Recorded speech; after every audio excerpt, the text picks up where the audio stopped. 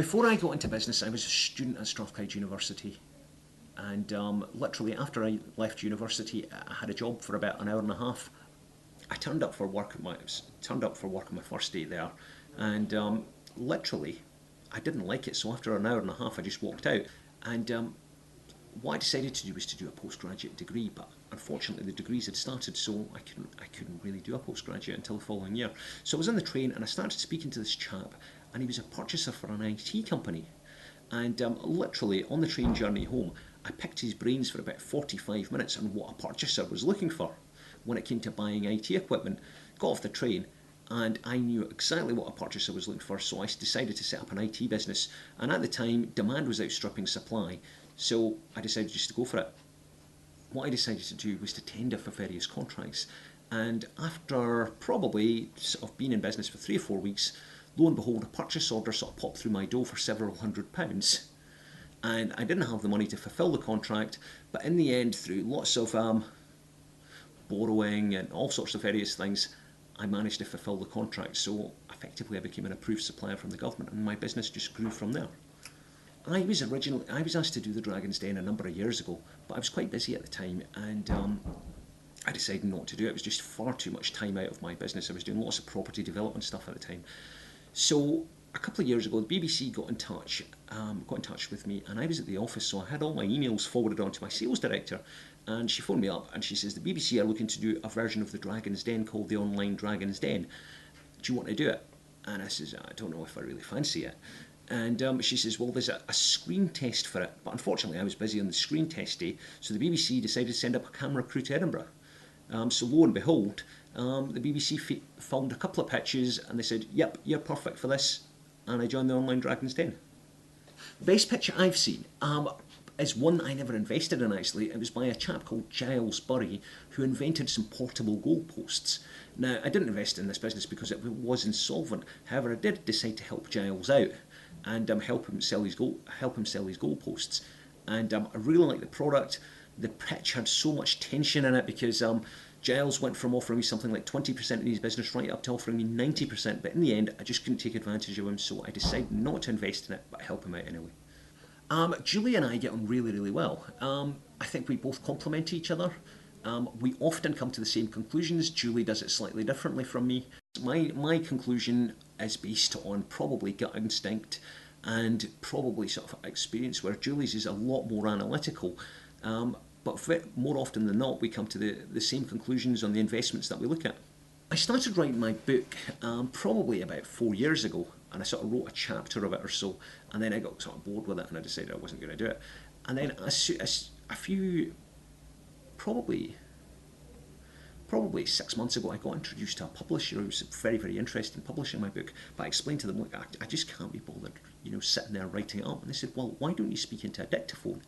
Okay, send us effectively the dictaphone, and we'll put it into a book for you. So my book comes across the way I speak, because literally I've been speaking into a dictaphone, somebody's typed it up, and voila, we've got a book.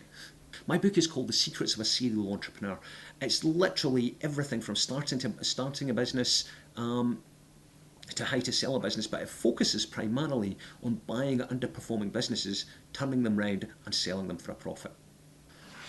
I think it's quite important that successful entrepreneurs teach younger entrepreneurs about some of the experiences they've had. When I first set up in business, I had a very, very sort of steep learning curve. I made a lot of mistakes. If I had a mentor or somebody I could have spoken to, I'm sure I wouldn't have made those mistakes at all.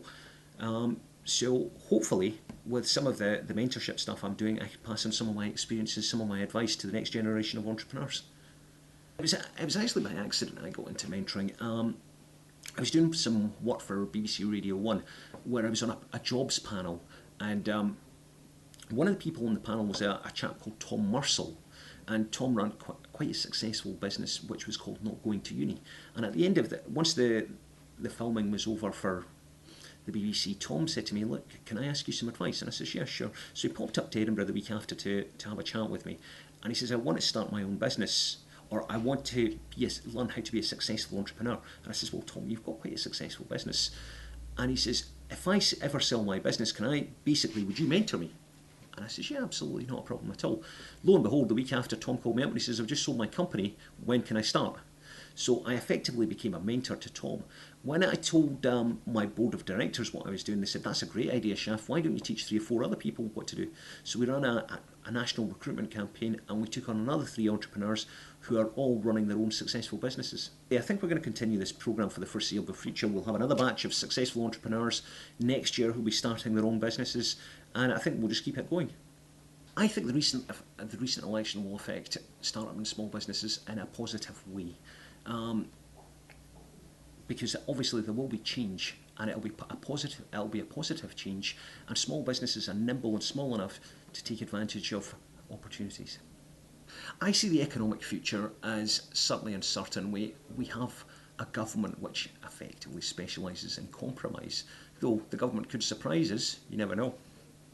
The benefits of starting a business in the UK is we have a very, very highly skilled workforce, and we have heritage. As Napoleon once said, we are a nation of shopkeepers.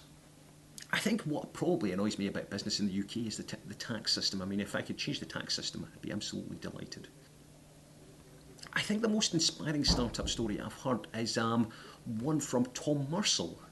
Tom's one of my apprentices. Now, I asked Tom to have a look at an investment that I've got in a business called Boffer. That's www.boffer.co.uk. And we had a very small minority investment in that business. And Tom said to me, look, what we should do is we should buy that business and we should spin off a second business using the customer database. So we decided to spin off a second business called Big Offers. Tom has handled this whole process, and I think as at today's date, the business has actually started making quite a substantial profit. I think the person that I admire in business is Tom Hunter. Tom used to go to the same university as me, and basically I had a look at what he'd achieved, and I thought, well, this is somebody that went to the same university as me, he's had the same background as me, and if he can be that successful, I'm sure I could be as well. If given the choice of choosing between a good product and a good entrepreneur, I would always side with a good entrepreneur.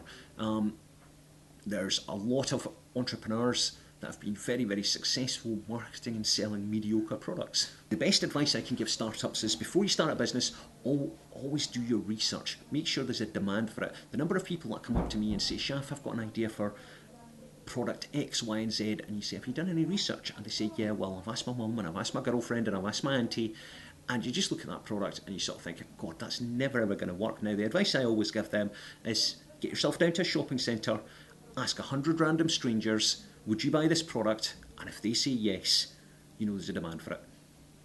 In the upcoming future, I've got dozens of projects. I think the best way to keep up to date with that is either read my column in the Sun newspaper, or perhaps visit my website, which is www.shafrasul.com.